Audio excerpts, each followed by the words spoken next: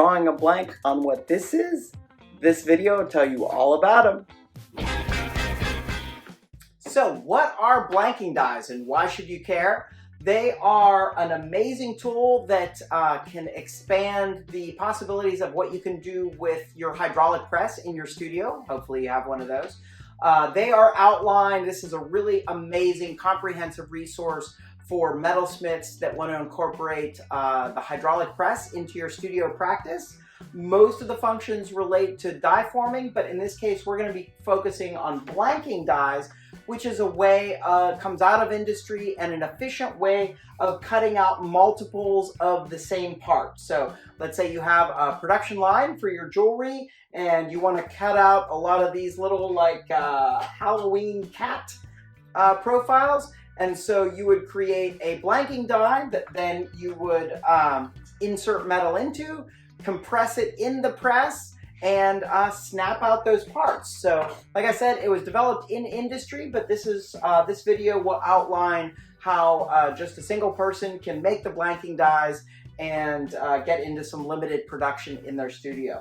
So essentially, if you think of how scissors work, where you have the blades on a slight angle and they pass closely to shear the material, that's what's going on here. What you see here is a saw guide tool where you don't have to have this to cut your dies, but they do need to be sawn on an angle, and so this really significantly helps maintain that angle. And so what you'll see in this video is all the details on how to set this up based on the different tool steel that you might be using to shear the material. I just want to give a huge shout out to David or Dar Shelton, who for decades he has been building a business around producing these blanking dies, and in my humble opinion is definitely the American master of blanking dies. If you've seen any of his work or Facebook group or videos or anything like that, he was really wonderful when I reached out to him, and he shared a whole bunch of samples for me to share with my students and everything else. So thank you again, Dar, for all of your help and encouragement in this, and I have even greater appreciation of all that he does with his amazing dies, and they get really, really quite sophisticated. This video will just be sort of an introduction to blanking dies, so just how to set it up, how to saw one out, and how to just blank out parts from thin sheet metal. So here we go.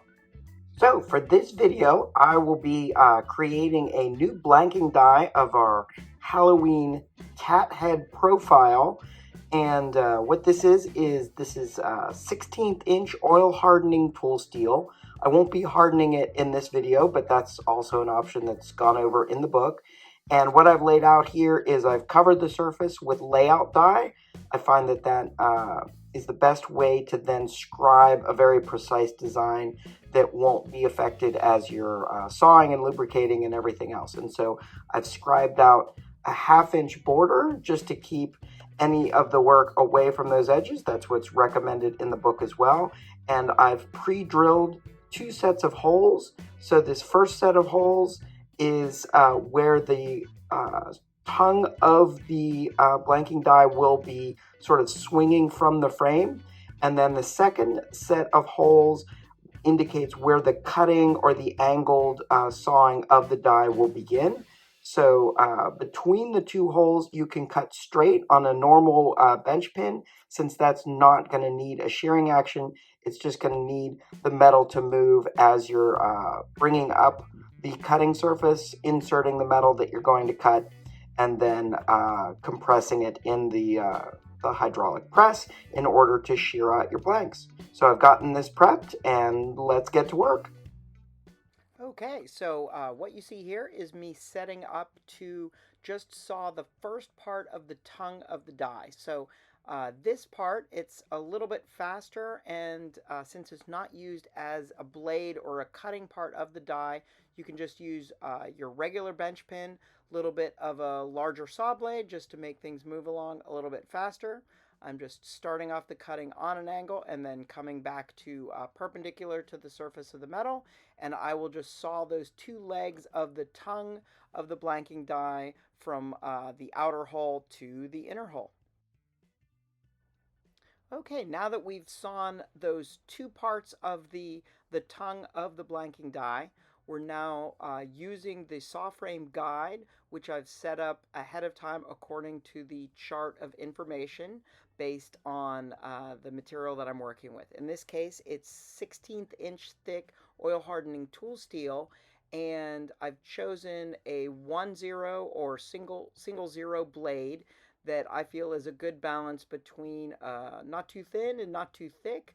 Where if you have a thicker blade, you're gonna break less blades, but also you're gonna have more clearance in the die, which can result on larger burrs. So I've set that up, and since I'm using a 1-0 blade, the chart also tells me that then I'm gonna set up that bench pin at 12.5 degrees. So before I sat down and began sawing, I inserted the blade into the bottom of the frame, tightened it down with the set screw, then inserted the die, and then tightened it in the top part of the frame, and then adjusted the tension properly. So again, it's a kind of a Goldilocks scenario where you want to have enough tension that the blade isn't going to get caught and bend and break, but then not such a high tension that it's going to snap too easily.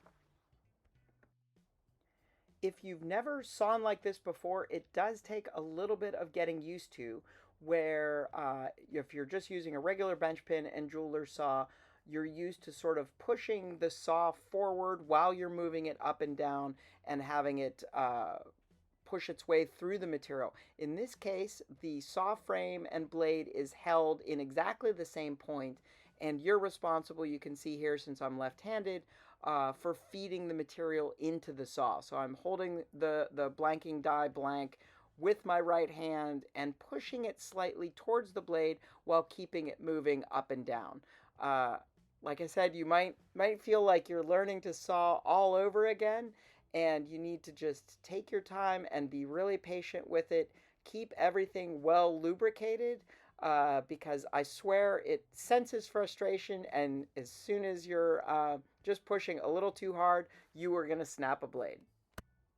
Now, it's very important when, and I say when and not if, you break blades, that you reinsert the blade back at the beginning of your pattern.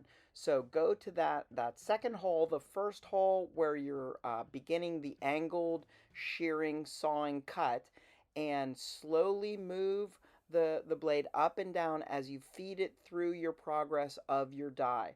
So this is absolutely critical. You can even break blades just getting the blade back into where you already had sawn out in the die. So depending on how many corners you have in your die, how many tight bends and things like that, you need to just be really, really patient with that. Make sure everything is very well lubricated. I like using a liquid burr life on the saw blade and the blanking die steel that I'm cutting out, and just keeping it well lubricated.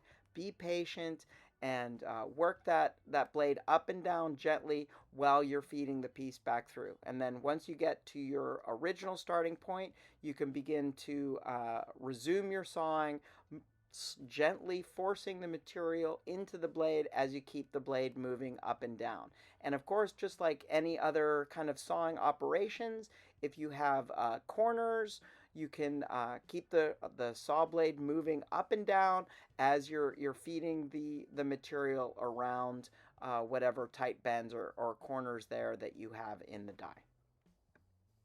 Now, as you're making progress, cutting out your shape to ultimately complete your blanking die, resist the temptation to, when you break a blade, to feed it in from the other side and say, oh, I just have this little bit to finish up. Keep in mind the physics of this whole thing, where that angle that you're cutting on needs to be maintained. So wherever you start from, whether you're left-handed and you start on the left side, or you're right-handed and start on the right side, you need to continue always from that original starting point, feeding your blade all the way around. If you start from the other side, then it's going to be angled the other way, and your saw cuts aren't going to match up, and you're going to trash the die and have to start completely over. So I know as you're getting towards the end of sawing it all out, you can even break blades as you're feeding it all the way through. And so you want to take some shortcuts, but this is really not a process where you want to take any shortcuts at all. If it helps your mental state while you're working on this, remember that this blanking die could very efficiently saw out tens, or if well taken care of using thinner sheet metal, maybe even 100 or more blanks that you're shearing out. I did want to take a break from showing you all of the sawing involved in making the die, just to show you how I tend to load the saw frame with the blade. There's several different models of these kinds of guided saws, and for this one anyway, I just find that it works best for me to tighten the blade into the bottom of the saw frame first, then feed it through the die, and then tighten it in the top one, and then adjusting the tension. I've broken blades just at this stage, so again, be careful with all of the little details. Take your time with things, and don't rush anything, or else you're just going to increase your personal frustration with the whole process. Also, I believe Dar recommended they have specially engineered saw blades just for cutting platinum that are a little bit more expensive but a little bit more durable, and I've found that they hold up a little bit better through this whole process.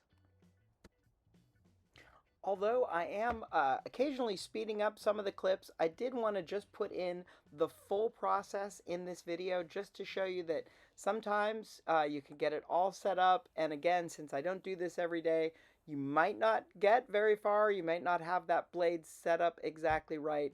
And you won't get very much further in sawing out your die before something has gone wrong and you snapped a blade. So again, just like any skill in jewelry making and metalsmithing, it takes some practice and you will get better at it, but just be patient with yourself and understand that you are going to break some blades through this whole process.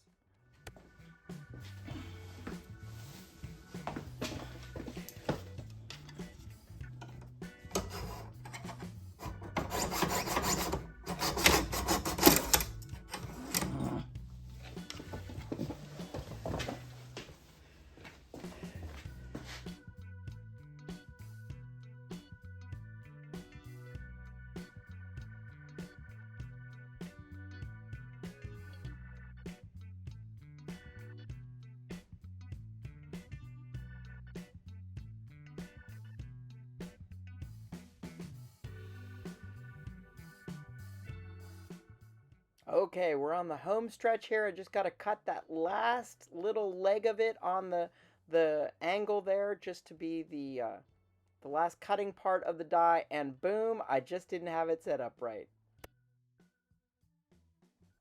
So remember, even though I'm almost done, I feed it in from the beginning of the die, moving the saw frame and blade up and down gently as I feed it all the way through most all of the die that I've cut, and just patiently getting all the way to the end where the last blade broke, just so I can cut that last little bit of the die. So this is the final bit of the die, and all of this angled part is where the shearing action can happen. So you need a little bit of a tab so that you can feed your material in. It's sort of like a sprue for casting, where you just need that little bit of space, and then the rest of the leg enables the overall blanking die to move as you raise it up, feed the sheet metal in, and put it into the hydraulic press to snap. So here we are just in the home stretch. Like I said, I wanted to include all of my blade snaps and mistakes in there,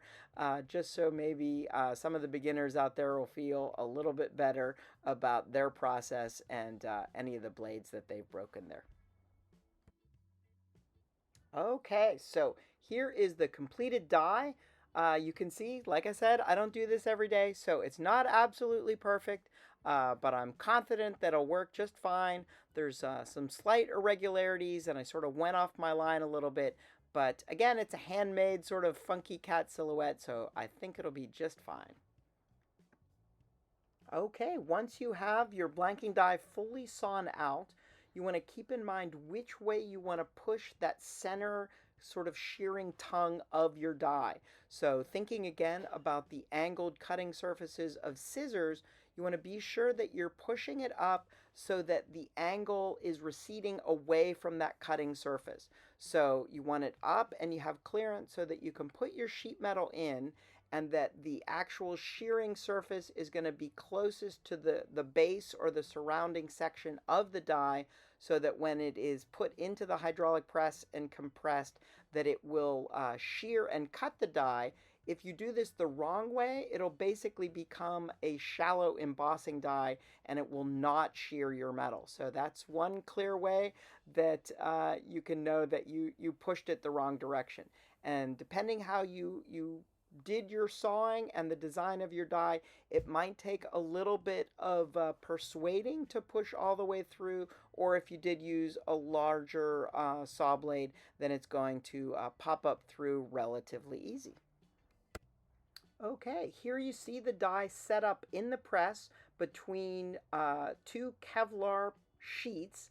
You never want to use a urethane pad with this process. It'll just damage the urethane pad.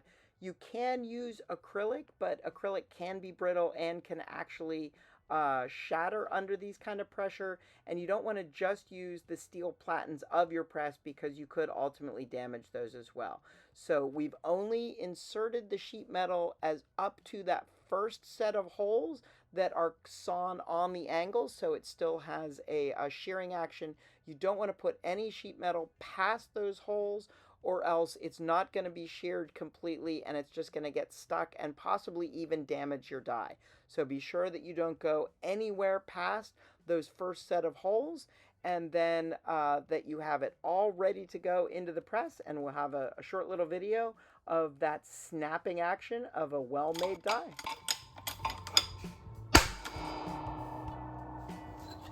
Okay, I wanted to be quiet just to make sure you'd hear that snapping sound, which is exactly what you should hear with the blanking dies. Maybe not something you want to hear with a forming die, but in this case that indicates that your blanking die has worked very well, that it has cleanly sheared your metal, and it has popped through your first blank that was produced with your brand new blanking die. Congratulations! If you enjoyed this video, please be sure to hit that subscribe button so that you can hear from me when I post future videos. Thanks for stopping by.